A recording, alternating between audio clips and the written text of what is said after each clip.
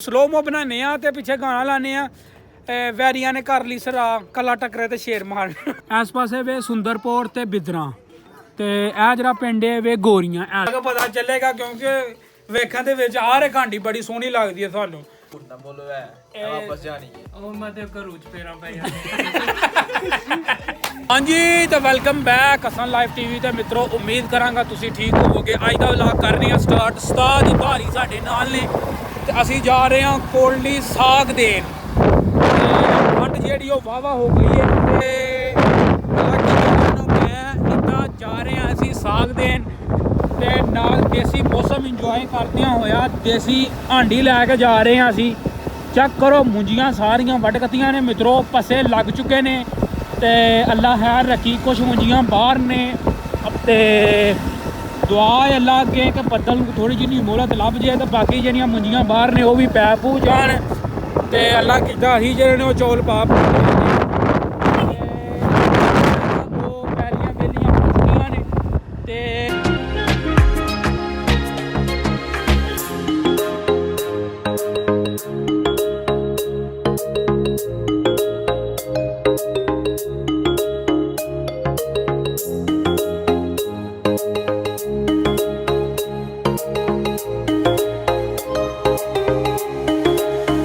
साग दे के ना असी ते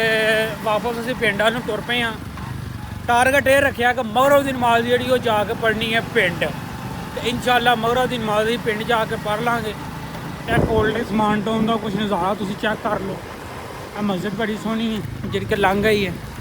तो बाकी बेहतरीन माहौल है मिठे लूने चौल ने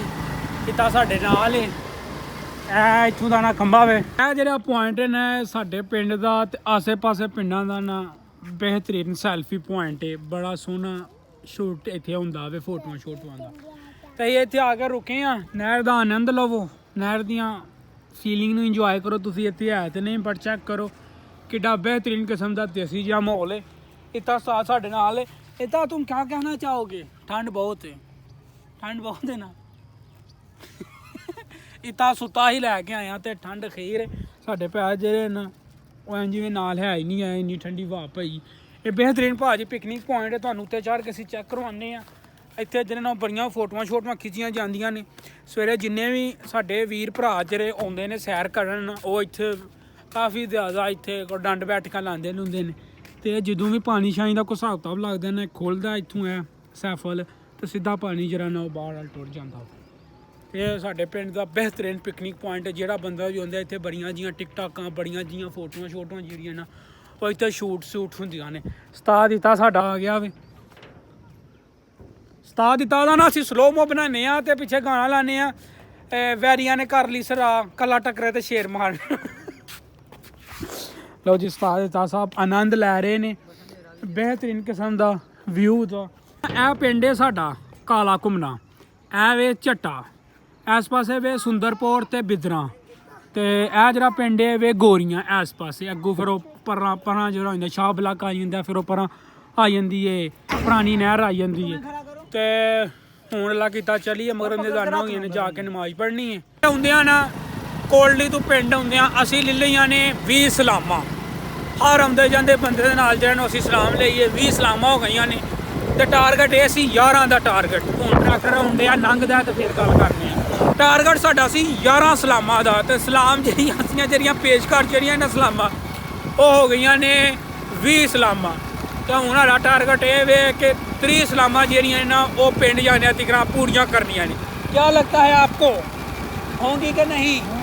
होंगी इंशाल्लाह होंगी ठंड बड़ी लगन डई है मगरब दियां अज़ानां हो गईयां ने ते पिंड जाके मगरब दी नमाज पढ़नी है छेती ते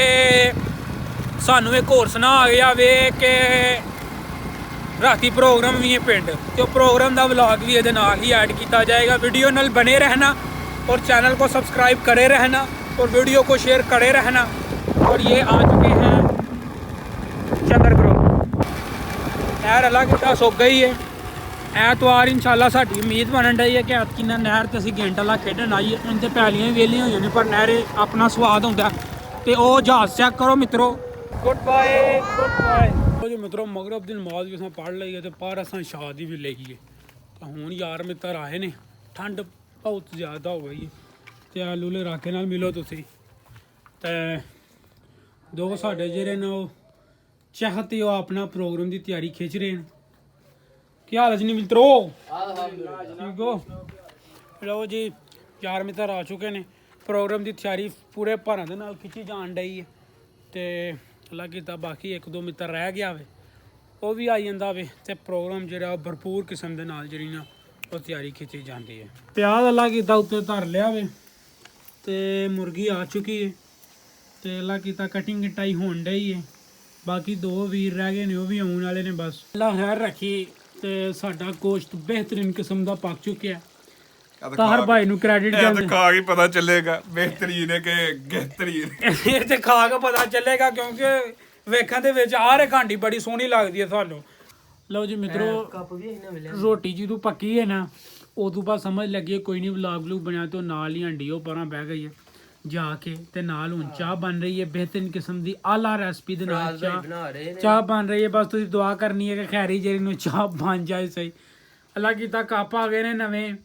ਅੱਜ ਕਾਫੀ ਜ਼ਿਆਦਾ ਵੀਰ ਸ਼ਾਪਿੰਗ ਕਰਕੇ ਆਏ ਸਨ। ਇਹ ਵੀ ਨਵਾਂ ਇਹ ਸਾਡਾ ਜਿਹੜਾ ਡੋਂਗਾ ਜਿਹਦੇ ਨਾਲ ਇਹ ਚੌਲ ਪਕਾਉਂਦੇ ਆ ਇਹਦੇ ਨਾਲ ਇਹ ਸਾਲਨ ਬਣਾਉਂਦੇ ਆ ਤੇ ਇਹਦੇ ਨਾਲ ਇੱਕ ਚਾਹ ਬਣਾਉਂਦੇ ਆ। ਬਿਹਤਰੀਨ ਆਲਰਾਊਂਡਰ ਡੋਂਗਾ ਅੱਜ ਬਿਹਤਰੀਨ ਕਿਸਮ ਦੀ ਸ਼ਾਪਿੰਗ ਹੋਈ ਹੈ। ਆਲਾ ਕੀਤਾ ਚਾਹ ਬਣਾਉਣ ਵਾਲਾ ਡੋਂਗਾ ਨਵਾਂ ਆਇਆ ਹੈ। ਪਤੀਲੀ ਵੀ ਨਵੀਂ ਆਈ ਆ ਚੈੱਕ ਕਰੋ ਇਹ ਪਤੀਲੀ ਵੀ ਨਵੀਂ ਆਈ ਐ ਜ਼ੇਬ ਭਾਈ ਨੇ ਸਾਨੂੰ ਜਿਹੜਾ ਨਾ ਉਹ ਡੈਡੀਕੇਟ ਕੀਤੀ ਹੈ ਪਤੀਲੀ। ਨਹੀਂ ਭਾਈ ਐ ਵੀ ਆਪੇ ਕੋਈ ਝੂਠ ਨਾ ਬੋਲੋ ਐ ਵਾਪਸ ਜਾਣੀ ਹੈ। ਉਹ ਮੈਂ ਤੇ ਘਰੋਂ ਚ ਫੇਰਾਂ ਪੈ ਓਏ ਸਾਨੂੰ ਤੇ ਕਹਿ ਕੇ ਗਿਆ ਹੈ ਤੂੰ ਕਿ ਸਿਰਫ ਇੱਕ ਵਾਸਤੇ ਤੂੰ ਉਹਨੂੰ ਦੇੜੀ ਹੈ। ਅੱਲਾ ਕੀਤਾ ਬਿਹਤਰੀਨ ਕਿਸਮ ਦੀ ਚਾਹ ਬਣੀ ਹੁਣ ਚਾਹ ਪੀਤੀ ਜਾਣ ਡਈ ਹੈ ਤੇ ਠੰਡ ਵੀ ਹੀਰ ਕਿਸਮ ਦੀ ਹੋ ਗਈ ਹੈ। ਤਾਜ ਖੇਡੇ ਜਾਣ ਡੇ ਨੇ ਬਿਹਤਰੀਨ ਆਲਾ ਤੇ ਪਾਏਦਾਰ।